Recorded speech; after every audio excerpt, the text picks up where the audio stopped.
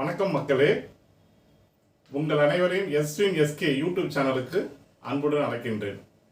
இன்றைக்கி நம்ம பார்க்க போகிறது ஏசியில் பயன்படுத்தக்கூடிய காப்பர் பைப்பை எப்படி கட் பண்ணுறது, ஃபைல் பண்ணுறதுன்னு தான் பார்க்க போகிறோம். இதுக்கு நமக்கு டியூப் கட்டர், இந்த மாதிரி big size tube cutter, small size tube cutter, அதுக்கப்புறம் பார்த்தீங்கன்னா ஹார்டன் பைப்லாம் கட் பண்ணோன்னா இந்த மாதிரி டியூப் கட்டர்.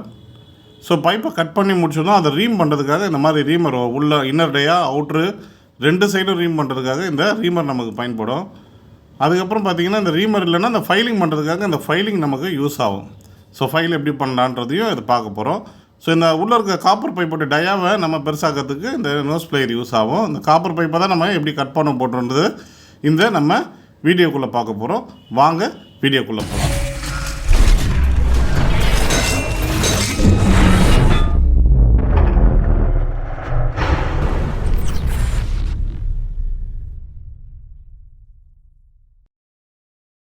காப்பர் பைப்பை கட் பண்ணுறதுக்கு முதல்ல காப்பர் பைப்பை எடுத்துக்கிட்டு அந்த காப்பர் பைப்பில் நம்ம டியூப் கட்டரை ஃபிக்ஸ் பண்ணோம். டியூப் கட்டரை ஃபுல்லாக ஓப்பன் பண்ணிவிட்டு அதில் அந்த காப்பர் பைப்பில் கரெக்டாக உட்கார வச்சு பொறுமையாக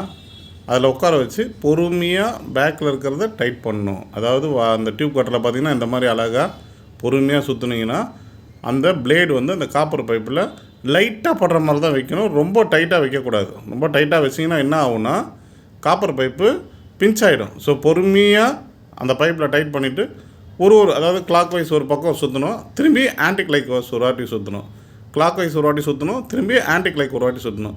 இதே மாதிரி கிளாக் வைஸ் ஆன்டி கிளாக் சுற்றிகிட்டே இருக்கும்போது அந்த கீழே இருக்கிற இதையும் டைட் பண்ணணும். அந்த டியூப் கட்டரில் கீழே இருக்கு இல்லையா, டைட் பண்ணுற மாதிரி அதை நம்ம பக்காவாக டைட் பண்ணிடணும். டைட் பண்ணி அப்புறம் ஓரளவுக்கு நல்லா கட்டிங் ஆன பிறகு ஃபுல்லாக கட் பண்ணிட்டீங்கன்னா இந்த மாதிரி தனியாக வந்துடும். நேரடியாக பயிற்சி போகிறோன்னா எங்களோட பயிற்சி நிலையத்தை அணுகுங்க. இப்போ நம்ம பார்த்திங்கன்னா அதுக்கு அடுத்து ரீமர் எடுத்துக்கிட்டோம். ரீமர் எடுத்து இப்போ நம்ம பைப்பை கட் பண்ணோம் இல்லையா, கட் பண்ணி முடித்த பைப்பில் பிசுர்லாம் இருக்கும். ஸோ அந்த பிசுர்லாம் இருக்கிறதுனால என்ன ஆகும்னா ஃபைலிங் சொஜ்ஜிங் ஃப்ளாரிங் பண்ணும்போது கட் ஆகிடும் பைப்பு. ஸோ அதனால் என்ன பண்ணுறோன்னா அதை ரீம் பண்ணுறோம். உள்ளே இருக்கிற அந்த பிசுர்லாம் எடுத்து ரீம் பண்ணுறோம். ரீம் பண்ணும்போது இந்த மாதிரி பைப்பை ஸ்ட்ரைட்டாக வச்சு பண்ணக்கூடாது. ஸோ ஸ்ட்ரைட்டாக வச்சு பண்ணிங்கன்னா ரீம் பண்ணும்போது என்ன ஆகும்னா பிசுர்லாம் உள்ளே போயிடும். ஸோ அதனால் என்ன பண்ணணும்னா பைப்பை கொஞ்சம் சாய்ச்ச மாதிரி வச்சுக்கணும். இந்த மாதிரி சாய்ச்ச மாதிரி பிடிச்சி பண்ணிங்கன்னா உள்ளே போகாது. அது நம்ம இது பண்ணும்போது ரீம் பண்ணும்போது உள்ளே போகாது. ஸோ அதனால் இது மாதிரி சாய்ச்சி வச்சு பண்ணிங்கன்னா கரெக்டாக இருக்கும்.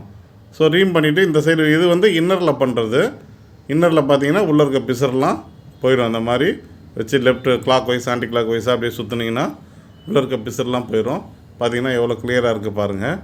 அதுக்கப்புறம் பார்த்திங்கன்னா அவுட்ரு சைடும் நம்ம திருப்பி வச்சு பண்ணலாம். ஸோ இதே இதில் நம்ம நோஸ் ஃபைலிங் பண்ண இப்போ ரீமர் இல்லைன்னா நம்ம ஃபைலிங் பண்ணோன்னா ஃபஸ்ட்டு நம்ம இந்த நோஸ் பிளேயரை வச்சு பெருசாகிக்கணும். இந்த காப்பர் பைப்புடைய முனையை லைட்டாக கொஞ்சம் பெருசாகிக்கிட்டு அது அப்போ தான் நம்மளுக்கு ஃபைல் பண்ணும்போது கரெக்டாக வரும். ஸோ இப்போ பாருங்கள் கொஞ்சம் பெருசாகிடுச்சு, அதோட முனை கொஞ்சம் பெருசாகிடுச்சு. ஸோ பெருசான பிறப்பு என்ன பண்ணுறோன்னா அதுக்கப்புறம் தான் நம்ம ஃபைல் எடுத்து ஃபைல் பண்ணணும். ஸோ ஃபைல் பண்ணும்போது கூட பார்த்திங்கன்னா இந்த மாதிரி ஸ்ட்ரைட்டாக வச்சு பண்ணக்கூடாது, திருப்பி வச்சு தான் பண்ணணும். ஸோ திருப்பி வச்சு என்ன பண்ணுறோம், ஃபைலை வச்சு நல்லா அப்படியே ரீம் பண்ணி நல்லா தேய்ச்சிங்கன்னா முனையில் அந்த பிசரெல்லாம் தேய்ஞ்சி வெளியில் வந்துடும். ஸோ வெளியில் வர உங்களுக்கு ஃபைல் நல்லா நம்ம ஃப்ளாரிங் பண்ணும்போது இல்லை சொஜிங் பண்ணுறோமோ நல்லா பைப்பு கட்டாகாமல் பைப்பு விரியாமல் நமக்கு கரெக்டான பொசிஷனில் கிடைக்கும். ஸோ இப்போ பார்த்திங்கன்னா ஃபைல் பண்ணியாச்சு. ஃபைல் பண்ணதும் உள்ளே பாருங்கள், உள்ளே இந்த பிசரெலாம் போயிடுச்சு. ஸோ போன பிறப்பு சரியாக வரலன்னா திரும்பி அதை நல்லா வர வரைக்கும் கரெக்டாக பண்ணணும்.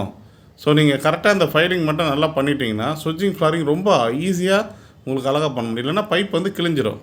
ஸோ அதே மாதிரி டயா ஒன்றும் கொஞ்சம் நமக்கு பெருசாகணும், ஒன்றும் சரியாக எதாவது ஆகலைன்னா திரும்பி நோஸ் பிளேயர் எடுத்து லைட்டாக கொஞ்சம் பண்ணிவிட்டு அதுக்கப்புறம் திரும்பி ஃபைல் எடுத்து நம்ம பண்ணோன்னா இன்னும் நல்லா கிளியராக அதில் இருக்க பிசுறு எல்லாம் போயிடும். ஸோ வெளியில் உள்ளே எல்லாமே நல்லா தேய்ச்சி எடுத்துட்டோன்னா சுத்தமாக இதாகிட்டு நம்ம ஃப்ளாரிங் பண்ணுறதுக்கு நல்ல ஒரு இதாக கிடைக்கும் நமக்கு. இப்போ பாருங்கள் இந்த பைப்போட எல்லா பிசுரும் போயிடுச்சு. எவ்வளோ அழகாக நீட்டாக அந்த பைப்போட டயா அப்படி தெரியுது பாருங்கள். ஸோ இதே மாதிரி நம்ம கையில் பண்ண முடியலன்னா இந்த மாதிரி ஃப்ளாரிங் பிளாக்கில் மாட்டிட்டு கூட நோஸ் பிளேயர் வச்சு அந்த முனையில் லைட்டாக கொஞ்சம் பெருசாகிக்கிட்டு ஃபைல் பண்ணலாம். ஏன்னா கையில் சிலருக்கு பைப்லாம் பிடிக்க முடியாது. ஸோ பிடிக்க முடியாதவங்க என்ன பண்ணலான்னா இந்த மாதிரி ஃப்ளாரிங் பிளாக்கில் வச்சுட்டு மாட்டி நல்லா டைட் பண்ணிவிட்டு பண்ணிங்கன்னா இன்னும் கொஞ்சம் நல்லா உங்களுக்கு பக்காவாக வரும். ஸோ அதனால் நீங்கள் ஃபைல் பண்ணும்போது பைப்பை வந்து மோஸ்ட்லி வந்து கீழே திருப்பின மாதிரி தான் பண்ணணும். மேலே திருப்பின மாதிரி பண்ணிங்கன்னா உள்ளே பிசுறுலாம் போயிடும். அதுக்கப்புறம் கேஸ் ஓப்பன் பண்ணும்போது பிளாக் ஆகிடும். அதனால் அந்த பிசுறுலாம் உள்ளே போகாமல் பார்த்துக்கணும். பார்த்துட்டு நீங்கள் ஃபைல் பண்ணிங்கன்னா தான் உங்களுக்கு நல்லா கிளியராக வரும். இல்லை பிசுறு போச்சுன்னா அதுக்கப்புறம் கேஸ் எல்லாம் பிளாக் ஆகிட்டு இந்த ரெஃப்ரிஜரேஷன் சைக்கிளிங்கே நடக்காமல் போயிடும். ஸோ கவனமாக நீங்கள் பண்ணணும். ஃபைலிங் பண்ணும்போது கவனமாக பண்ணணும். பிசுறு உள்ளே போகக்கூடாது. ஸோ பிசுறு உள்ளே போகலனா தான் கிளியராக உங்களுக்கு நல்லாயிருக்கும். இந்த டயா உங்களுக்கு பெருசாகலன்னா கொஞ்சம் திரும்பி நோஸ் பிளேயர் வச்சு நல்லா பெருசாகிக்கிட்டு ஃபைலிங் பண்ண வேண்டியதான். ஃபைல் நல்லா பண்ணிட்டீங்கன்னா உங்களுக்கு பைப்பு நல்லா சொச்சிங்கி ஃப்ளாரிங் பிரேசிங் மூணுத்துக்கும் பண்ணும்போதும் இது முக்கியமான ஒரு தேவை.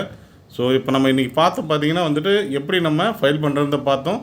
இதே மாதிரி நீங்கள் கரெக்டான முறையில் ஃபைல் பண்ணிங்கன்னா டெஃபினட்டாக வந்து உங்களுக்கு காப்பர் பைப் வந்து எந்த வித இதுவும் இல்லாமல் கிளியராக வரும். இந்த பயிற்சி நேரடியாக நீங்கள் கற்றுக்கணுன்னா எங்களுடைய பயிற்சி நிலையத்துக்கு வந்தீங்கன்னா ரொம்ப சுலபமாக கற்றுக்கிட்டு நீங்கள் ஈஸியாக வேலை செய்யலாம். நன்றி, வணக்கம்.